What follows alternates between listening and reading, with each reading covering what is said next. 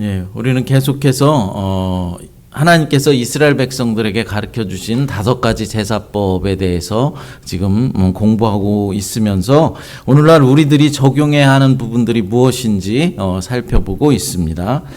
여러분 5가지 제사법이 뭐라고 했나요? 첫 번째가 뭐라고 했죠?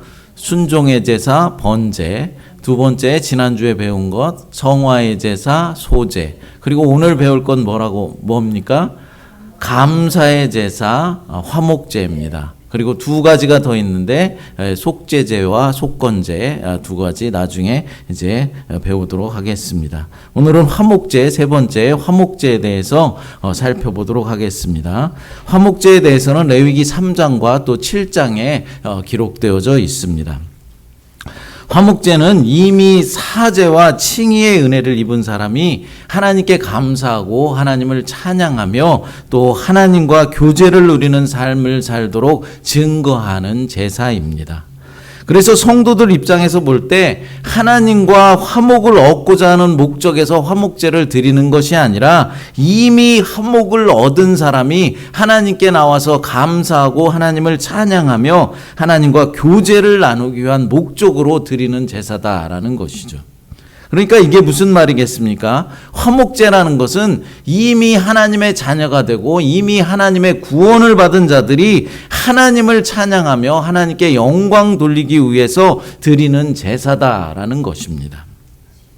여러분, 우리의 구원에는 3가지 과정이 있습니다. 과거적 구원과 현재적 구원, 미래적 구원이 그것이죠. 과거적 구원은 우리가 이미 하나님의 선택을 받아서 의롭다 칭함을 받았고 하나님의 자녀가 되었다라는 것이죠. 우리가 하나님의 자녀가 되는 것에는 나 자신의 노력이나 나 자신의 지혜, 힘이 전혀 필요가 없는 것입니다.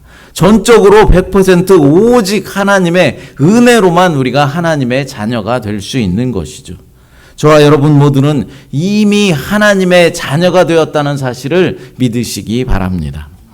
그럼 우리가 이미 구원을 받았으니 하나님의 자녀가 이미 되었으니 아무것도 하지 않고 가만히 앉아 있으면 되는 것일까요? 그러면 우리의 삶에 기쁨과 감사가 넘쳐나게 되는 것일까요? 아닙니다. 구원받은 자녀로서의 삶을 살아내야 하는 것이죠. 이것이 바로 현재적 구원이라는 것입니다. 그러니까 하나님의 은혜로 구원받은 자로서의 합당한 삶을 살도록 날마다 노력해야 하는 것이죠. 그래서 우리가 화목제를 드리는 것은 화목을 얻기 위해서 화목제를 드리는 것이 아니라는 것입니다. 우리가 어떤 감사의 조건을 하나님으로부터 얻어내기 위해서 드리는 것이 아니고 우리가 축복을 받아내기 위해서 화목제를 드리는 것이 아니라는 것입니다. 이미 얻은 하나님과의 화목과 이미 주님의 자녀가 된 것에 대한 감사, 그리고 이미 주어진 축복에 대해서 감사를 드리면서 드리는 제사가 바로 화목제다라는 것이죠. 그래서 화목제를 다른 말로 감사제, Thanksgiving Offering이라고 부르는 것입니다. 저와 여러분들이 드리는 이 예배가 하나님께 무엇을 얻어내기 위해서 드리는 그런 예배가 아니라 이미 주신 은혜에 대해서 감사드리는 그런 예배가 되었으면 좋겠습니다.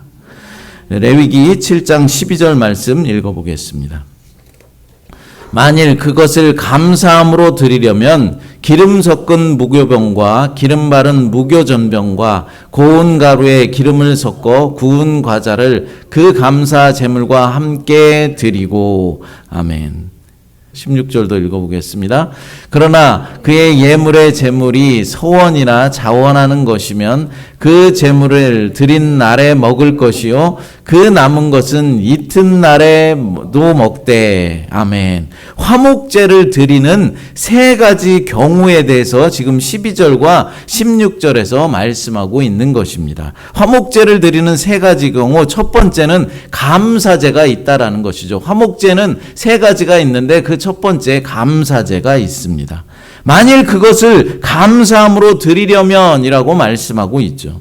감사한 일이 있을 때 드리는 제사가 감사제라는 것입니다. 예를 들어서 죽을 병에 걸렸는데 다시 이제 회복되어서 살아나게 되었을 때나 자녀가 좋은 학교에 들어가거나 좋은 직장을 얻었을 때 그것에 대해서 감사드리면서 하나님 앞에 감사의 제사를 드리는 것입니다. 뿐만 아니라 범사에 감사할 때도 감사제를 드린다라는 것이죠. 우리가 감사한 일이 있을 때만 감사제를 드리는 것이 아니라 범사에 감사할 때도 감사의 제사를 드렸다라는 것입니다. 여러분, 범사에 감사한 것이 무엇이겠습니까? 아무런 사건 사고 없이 평상시에 무탈하게 늘 평안함으로 우리들을 인도해 주시는 것입니다. 사람들은 날마다 똑같은 일상이 지겹다라고들 말합니다. 저도 가끔은 일주일 내내 스케줄이 변하지 않고 매일 똑같은 일을 하다 보니까 조금 지겨울 때가 있고 뭔가 좀 변화가 있었으면 좋겠다, 그런 생각을 할 때도 있습니다. 하지만 좋은 것으로서의 변화라면 괜찮겠지만 만약에 예기치 못한 사고를 당한다거나 병에 걸린다거나 자녀에게 어떤 문제가 생긴다거나 재정적으로 큰 어려움을 겪게 된다면 어떻겠습니까? 갑작스러운 변화에 대응하기가 무척이나 힘들고 어려울 것입니다. 그러니까 날마다 아무런 변화 없이 그냥 무탈하게 평안하게 일상생활을 살아가는 것이 우리들에게는 감사할 일이다라는 것이죠. 그래서 우리는 날마다 감사함으로 범사에 감사 예배를 주님 앞에 드려야 하는 것입니다. 두 번째는 서원제입니다. 서원제는 하나님께 약속한 것이 이루어졌을 때 드리는 제사다라는 것이죠.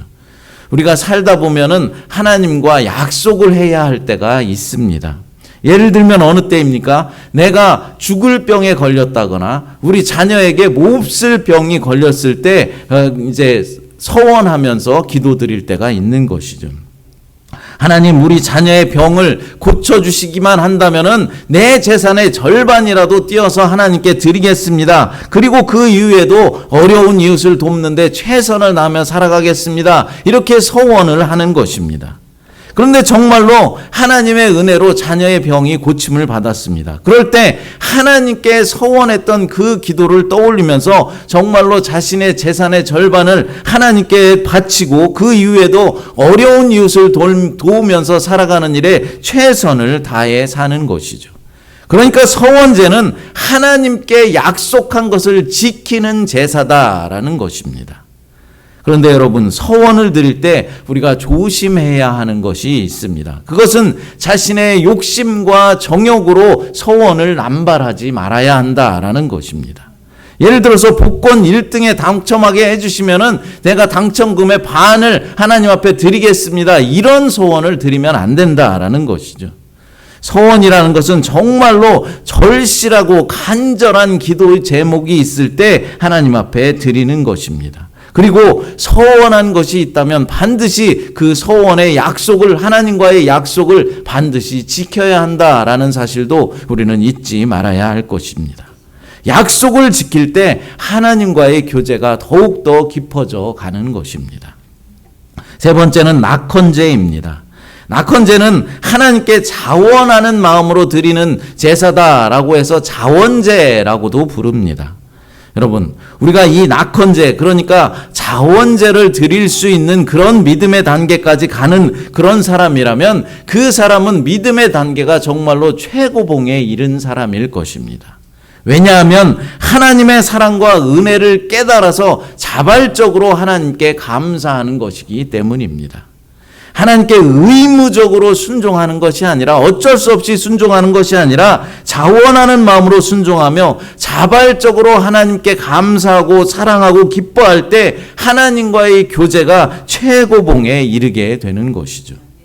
그러니까 누가 시켜서 봉사하고 누구 눈치 보면서 헌금 드리고 체면 때문에 어떤 일들을 섬기는 일들을 하는 것이 아니라 하나님의 은혜를 깨달아서 예수님의 십자가 그 사랑에 감격해서 자발적으로 섬기고 봉사하고 예물도 하나님 앞에 드리는 그런 믿음의 단계까지 우리가 나가야 한다라는 것이죠. 그럼 여러분, 화목제를 드리는 방법은 무엇일까요? 화목제를 드리는 방법은 기본적으로 번제와 똑같습니다. 본문 1절과 2절을 읽어보도록 하겠습니다. 사람이 만일 화목제의 제물을 예물로 드리되 소로 드리려면 수컷이나 암컷이나 흠없는 것으로 여호와 앞에 드릴지니 그 예물의 머리에 안수하고 회막문에서 잡을 것이요 아론의 자손 제사장들은 그 피를 제단 사방에 뿌릴 것이며. 아멘. 이제 번제와 드리는 방법이 화목제가 똑같다라는 것입니다. 그런데 여기서 중요한 것은 제사를 드리는 사람, 그러니까 오늘날 예배자가 직접 제물을 죽인다라는 사실이고, 그 죽인 제물에 배를 가르고 가죽을 벗기고 직접 각을 뜬다라는 사실이 중요하다라는 것이죠.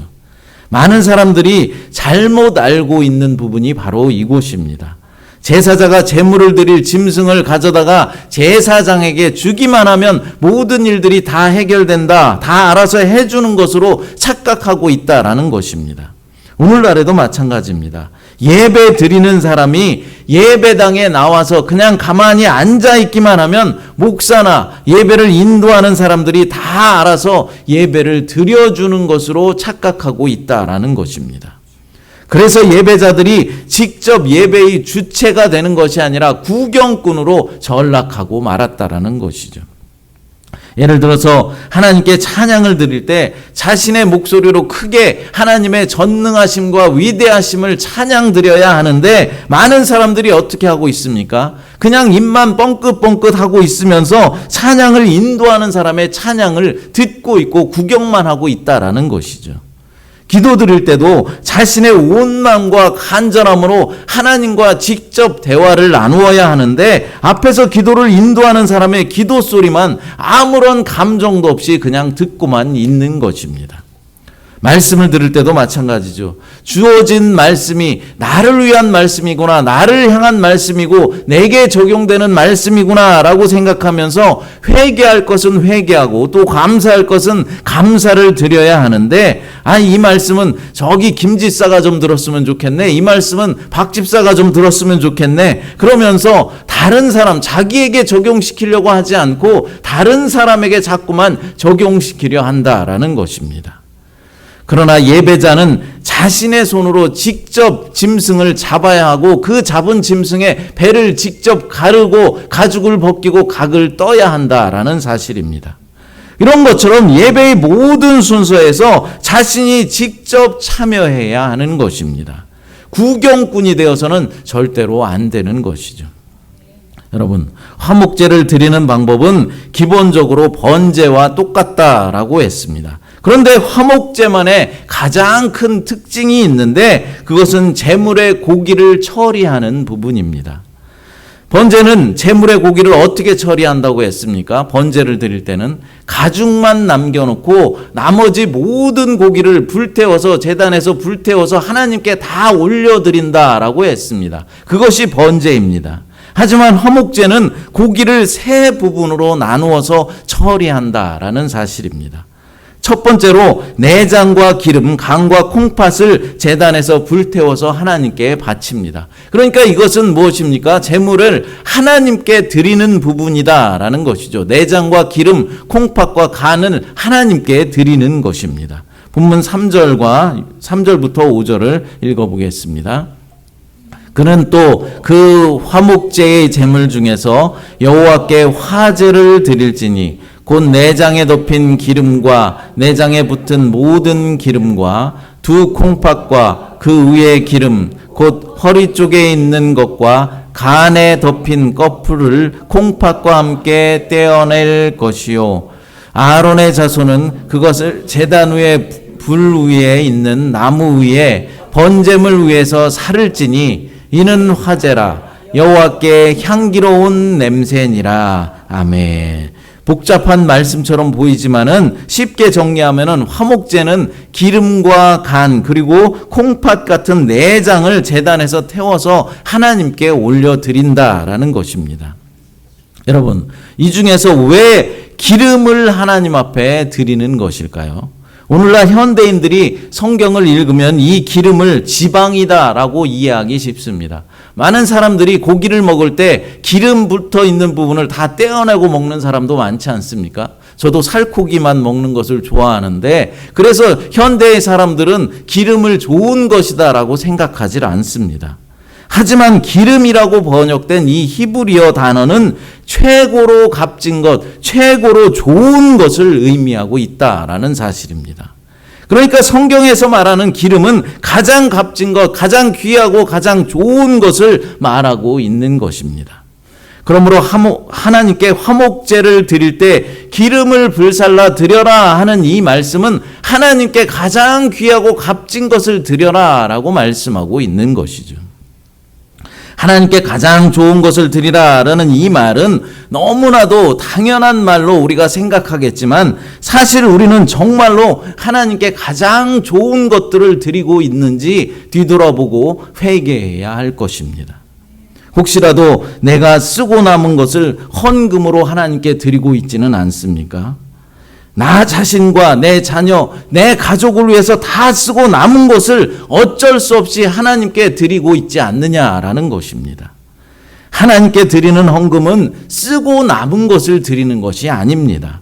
수입이 들어오면은 먼저 하나님의 것으로 구별해 놓고 구별해 놓았다가 그것을 하나님 앞에 드리는 것입니다.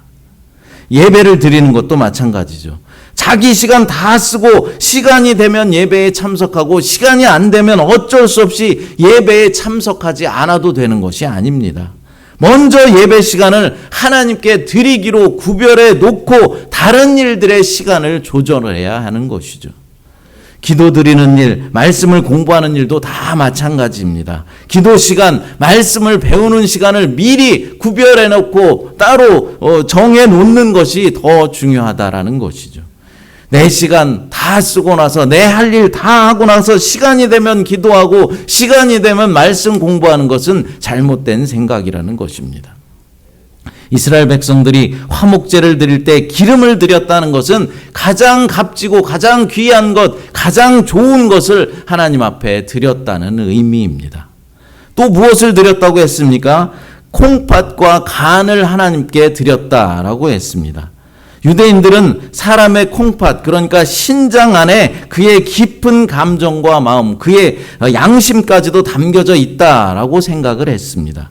그래서 히브리어로 마음이라는 이 단어가 콩팥이라는 단어로 쓰여지기도 했습니다. 예를 한번 들어보면 예레미야 11장 20절입니다. 같이 읽어보겠습니다. 공의로 판단하시며 사람의 마음을 감찰하시는 만군의 여호와여, 나의 원통함을 주께 아뢰었사오니 그들에게 대한 주의 보복을 내가 보리이다 하였더라. 아멘. 여기서 사람의 마음이라고 우리말 성경은 지금 말하고 있지만은 히브리어 원어 성경을 보면은 사람의 마음 대신에 사람의 콩팥이라고 기록되어져 있습니다.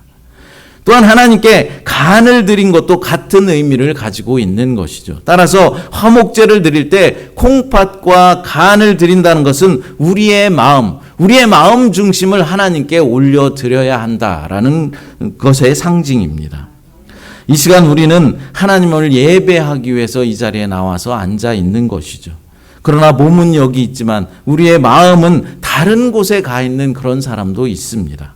계속 돈 걱정을 하고 있거나 비즈니스 염려를 하고 있거나 세상의 쾌락과 즐거움에 마음을 빼앗긴 채 이 자리에 앉아 있는 사람도 있다라는 것이죠. 그러나 화목제를 드릴 때 간과 콩팥을 드리지 않으면 그 예배가 아무런 의미가 없는 것처럼 우리가 이 자리에 함께 모여서 예배를 드릴 때 우리의 마음 중심이 하나님께 가 있지 않는다면 그 예배는 아무런 의미가 없는 것입니다. 하나님은 그 무엇보다도 우리의 마음 중심을 받기를 원하고 계시는 것이죠.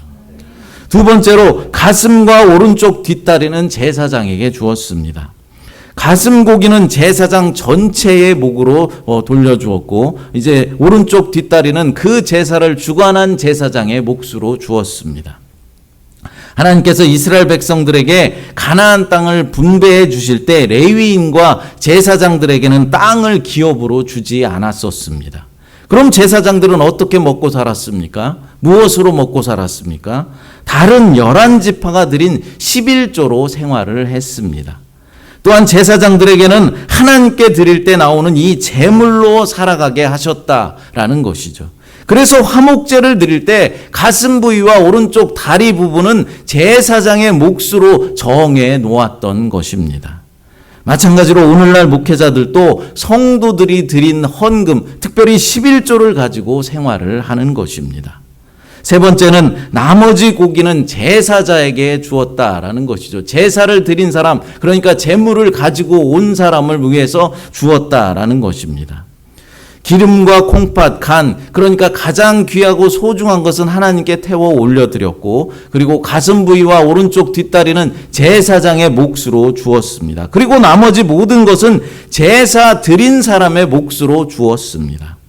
바로 여기에 화목제의 중요한 특징이 있는 것입니다. 만약 화목제를 드린 사람이 감사제로 드린 것이면 그 고기를 그날에 다 먹어야만 했습니다. 레위기 7장 15절 말씀 읽어보겠습니다. 감사함으로 드리는 화목제물의 고기는 드리는 그날에 먹을 것이요 조금이라도 이튿날 아침까지 두지 말 것이니라. 아멘. 또한 화목제를 드린 사람이 서원제나 낙헌제로 드린 것이면 하루를 더 주어서 이틀에 걸쳐서 다 먹어야 했습니다. 제물로 바치고 남은 것을 다 먹어야 했다라는 것이죠. 만약 화목제물로 바친 사람이 제물을 다 먹지 않고 남겨두면 어떻게 된다고 말씀합니까? 레위기 7장 18절 읽어보겠습니다. 만일 그 화목제물의 고기를 셋째 날 조금이라도 먹으면 그 제사는 기쁘게 받아들이지 않을 것이라. 드린 자에게도 예물답게 되지 못하고 도리어 가증한 것이 될 것이며 그것을 먹는 자는 그 죄를 짊어지리라. 아멘. 먹지 않으면 도리어 가증한 것이 된다라고 말씀하고 있는 것이죠. 하나님께서 그 제사를 받지 않으신다라는 것입니다. 그래서 제사 드린 사람은 어떻게 해서든지 바친 제물을 정해진 시일 내에 다 먹어야만 했습니다. 여러분, 그럼 한번 상상해 보시기 바랍니다. 화목제물로 바쳐진 동물이 어떤 동물이라고 했습니까? 소나 양, 염소라고 했습니다. 화목제물은 비둘기를 바치지 않았습니다. 왜냐하면 비둘기는 먹을 수가 없기 때문이죠. 같이 나눠 먹을 수 없기 때문입니다.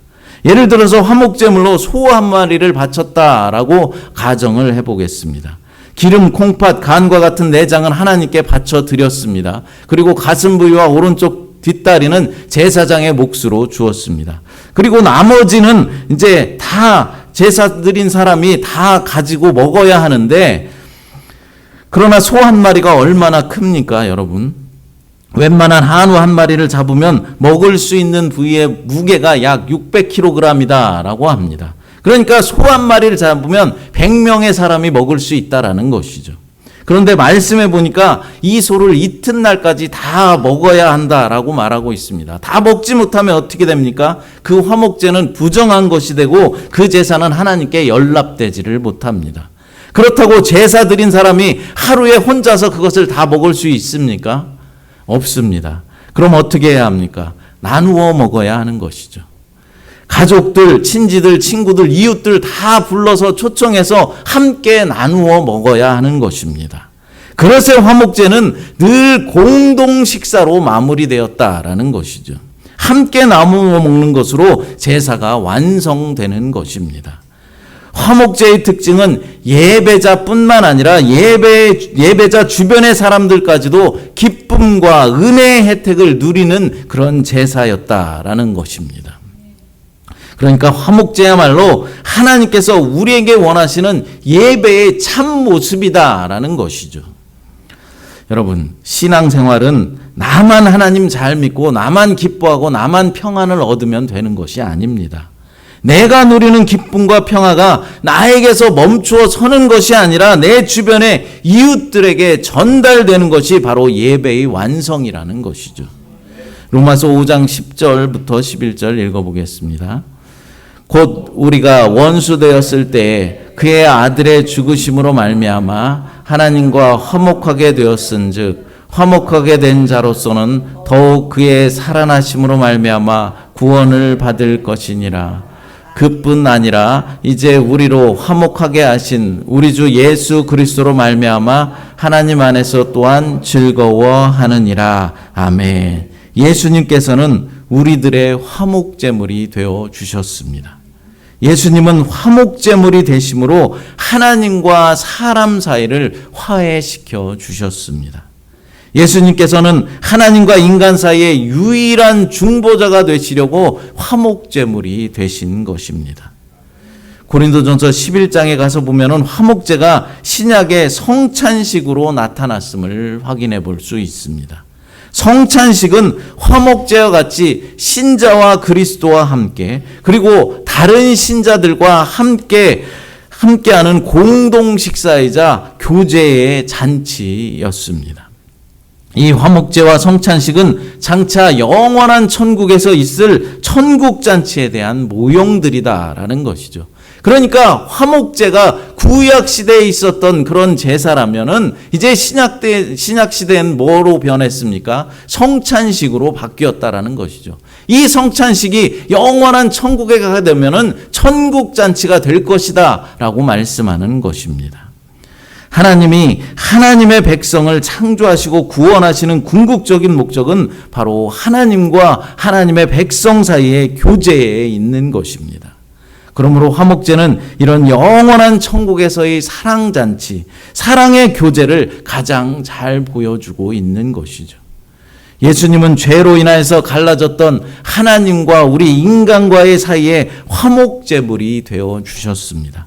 그러므로 우리도 늘 감사하며 예배와 성찬, 공동 식사를 통하여서 영원한 천국에서의 잔치를 매주일 연습하는 삶을 살아가야 하는 것입니다. 사랑하는 여러분, 하나님께서는 아브라함을 부르시고 너는 복이 될지라 라고 말씀하셨습니다. 하나님께서 우리에게 주신 복을 누리는 것도 정말로 중요한 일이겠지만은 우리가 축복의 통로가 되어서 받은 복을 다른 사람들에게 나누어 주는 것은 더더욱 중요한 일일 것입니다. 교회에서 나 혼자만 잘 먹고 잘 사는 것, 나 혼자만 잘 믿는 것, 나 혼자만 기쁨을 누리고 평화를 누리는 것, 그것은 하나님께서 원하시는 참된 예배의 모습이 아니라는 것이죠. 예배는 하나님과 함께 기쁨의 교제를 나누는 것으로 시작해서 형제와 함께 온 성도와 함께 하나님께서 주신 기쁨과 즐거움을 나누는 것으로 완성되어야 하는 것입니다. 사랑하는 여러분, 우리가 드리는 이 예배가 날마다 감사의 예배가 될 뿐만 아니라 하나님과 함께 기쁨의 교제를 나누고 더 나아가서 우리 모든 성도들과 함께 하나님께서 주신 기쁨과 즐거움을 나누는 그런 복된 예배가 되시기를 간절히 축복합니다. 이 시간 나는 예배자입니다 라는 찬양 부르시고 함께 기도하도록 하겠습니다. 하나님 아버지 감사합니다. 주의 자녀 삼아주시고 우리를 예배자로 세워주시니 감사합니다. 우리가 드리는 예배가 날마다 감사의 예배가 될 수 있도록 하나님이 인도하여 주시고 하나님과 함께 기쁨의 교제를 나누는 시간이 될 수 있도록 인도하여 주시옵소서. 더 나아가서 감사의 예배를 통하여서 온 성도들이 함께 하나님께서 주신 기쁨과 즐거움을 나누는 그런 예배가 될 수 있도록 하나님 축복하여 주시옵소서. 거룩하신 예수님의 이름으로 간절히 기도드리옵나이다. 아멘.